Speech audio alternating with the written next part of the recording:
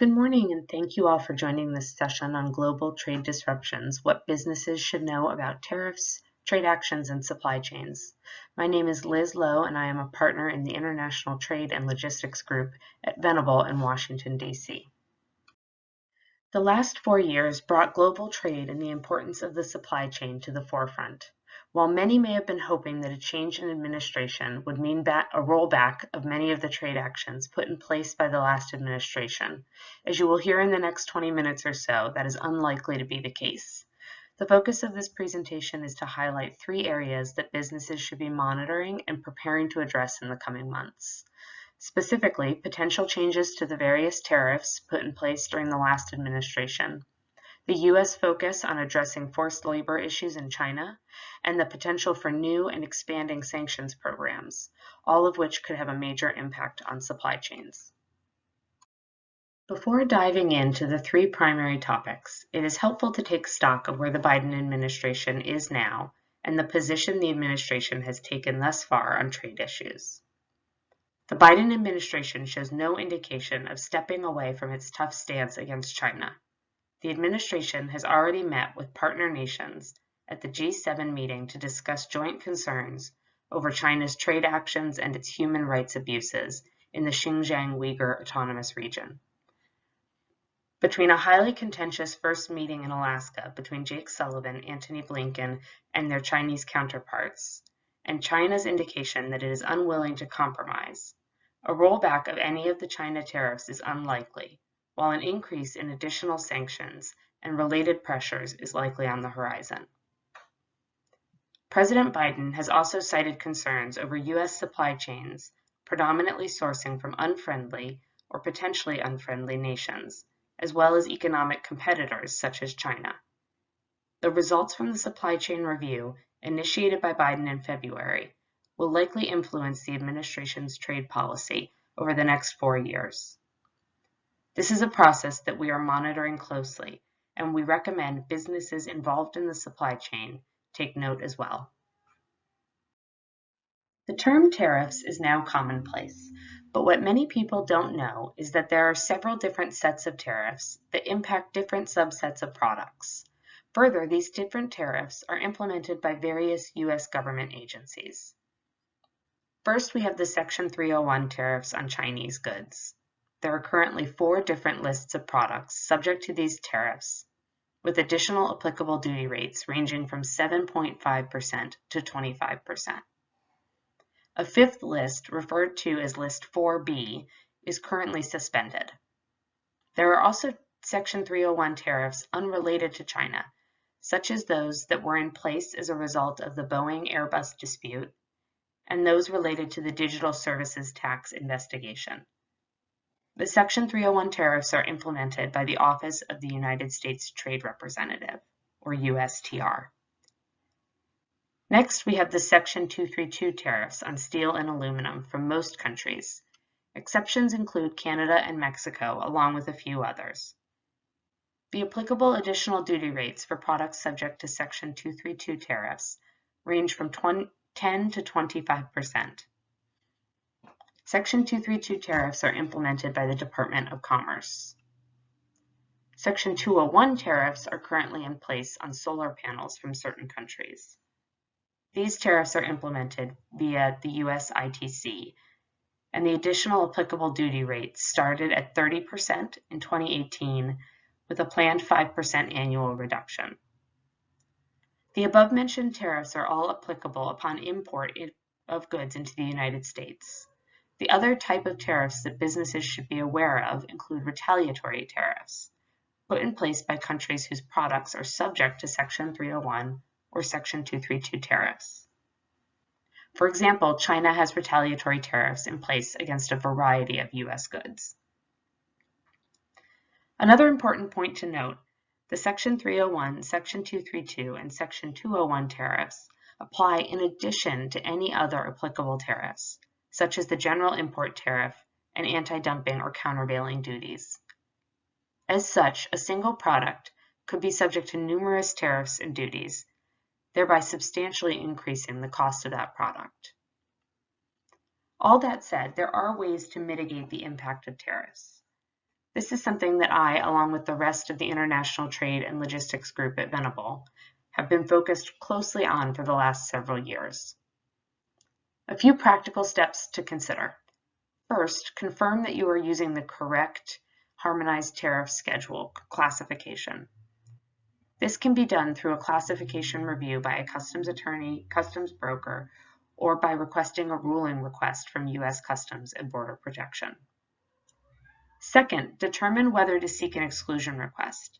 Only the COVID-19 related exclusions are still in effect for the Section 301 tariffs, but it is possible that the Biden administration will reopen the exclusion request process. Section 232 exclusion process is still open, so new exclusion requests can be made for those tariffs. Alternative sourcing or manufacturing in an alternate location is another option. As the trade war has continued with no real end in sight, we have seen a shift in manufacturing to other Asian countries. Component products may still come from China, but depending on what the final product is, what rules of origin apply, and what manufacturing steps are taken outside of China, the country of origin of the end product can, in some circumstances, be shifted to a country other than China. So what's next for tariffs? The Section 301 tariffs on Chinese goods are likely here to stay.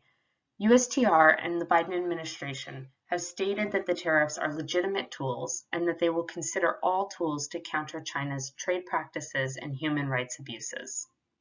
That said, the administration has also stated that it will review these tariffs and other trade policies to determine which ones shall remain and which may be rolled back.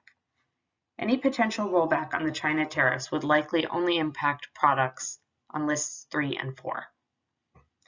Unlike with the China Section 301 tariffs, we have seen some easing of other Section 301 tariffs, particularly those in place against the US's closest allies.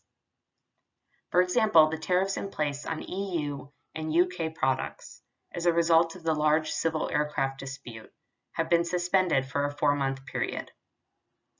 The tariffs against French products as a result of France's digital services tax were supposed to take effect in January, but have now been suspended indefinitely. USTR is moving forward, however, in its consideration of additional tariffs against various countries related to digital services taxes, and has requested public comments on potential tariffs. We don't expect any decisions on those tariffs until later this year at the earliest. The digital services tax investigations related to Brazil, the Czech Republic, EU, and Indonesia have been terminated. With regard to the Section 232 tariffs, Secretary of Commerce Gina Raimondo recently underscored the effectiveness of the steel and aluminum tariffs. So while we don't expect those tariffs to change much, Secretary Raimondo has commented that the department is working on doing a better job of processing and allowing for exclusions intended to help U.S. consuming businesses. The second issue that is likely to have a continued and growing impact on supply chains is the issue of forced labor, in particular in the Xinjiang Uyghur Autonomous Region in China. The Biden administration has consistently stated that addressing this issue is one of its top priorities. This has been echoed by key Biden administration officials, including USTR Katherine Tai and Secretary Blinken. The Biden administration also included this focus on Xinjiang human rights issues in its first trade agenda, discussions with partner nations, and in President Biden's executive order on supply chains. The EU, Canada, and the UK recently announced sanctions against Xinjiang-produced goods. These countries are also publicly calling on China to allow investigation of the alleged abuses. Other countries have voiced support for these actions. The U.S. response thus far to the forced labor issue has involved a many-pronged approach, including discussion of additional tariffs and use of economic sanctions. Additionally, there is pending legislation in the U.S. Congress seeking to further sanction businesses that source products produced by Xinjiang forced labor. There appears to be strong bipartisan support to address China's trade actions. Finally, U.S. Customs has issued several withhold release orders, or WROs, on products from China. Products subject to a WRO are presumed to be produced with forced labor and therefore ineligible for import into the United States. The importer has an opportunity to prove that forced labor was not used, but it is a difficult task. Goods detained pursuant to a WRO are generally destroyed or re-exported from the U.S. Effective January 13th, CBP issued a region-wide WRO against cotton and tomato products, as well as downstream products produced in the Xinjiang region. This is the 10th WRO issued in relation to goods made by forced labor in China since the beginning of 2020. Goods impacted by other WROs include computer parts, apparel, and hair products. The region-wide WRO also applies to products produced outside of the Xinjiang region if the products contain any cotton or tomato inputs that were sourced from Xinjiang. CBP is enforcing this and other WROs through increased inspection and detection of shipments from China. Based on the high percentage of cotton in China originating in the Xinjiang region, over 85%, there is likely to be a presumption that any cotton goods imported from China are subject to the WRO. This means that importers should be prepared to prove that the cotton they import is not from Xinjiang by showing the chain of custody for each step of production, from field to finished product. CBP has issued various FAQs and guidance relating to the WROs. In particular, CBP has emphasized the importance of supply chain due diligence. Businesses should heighten the transparency of their supply chain from the moment the cotton is picked to its final product form. Every step should be documented since CBP will want to see the product's movements from its point of origin, processing, to its import into the U.S.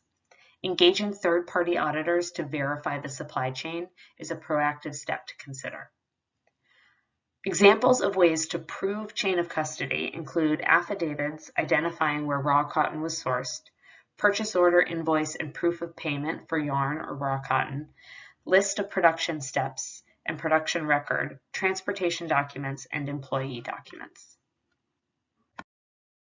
Moving to the third area impacting supply chains, this slide provides a very high-level overview of U.S. economic sanctions, which are administered and enforced by the Office of Foreign Assets Control, OFAC, within the Treasury Department. U.S. sanctions prohibit or substantially restrict the participation by U.S. persons in commercial activities involving designated countries, individuals, or entities. There are two primary types of sanctions: comprehensive sanctions and targeted sanctions. Comprehensive sanctions are full bans on activities with or involving the countries or regions listed here on this slide.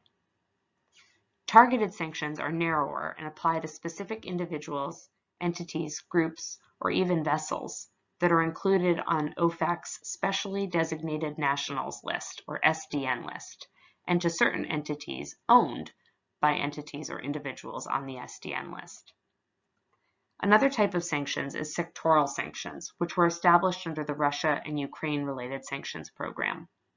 These sanctions apply restrictions to certain sectors of a country's economy, oil and gas, for example. These sanctions are different from traditional sanctions programs and involve various directives, credit term limitations, and a separate list of designated entities, called the Sectoral Sanctions Identification, or SSI list. Finally, there are also secondary sanctions, which are sanctions that target non-U.S. entities to pressure those entities to cease dealings with certain countries.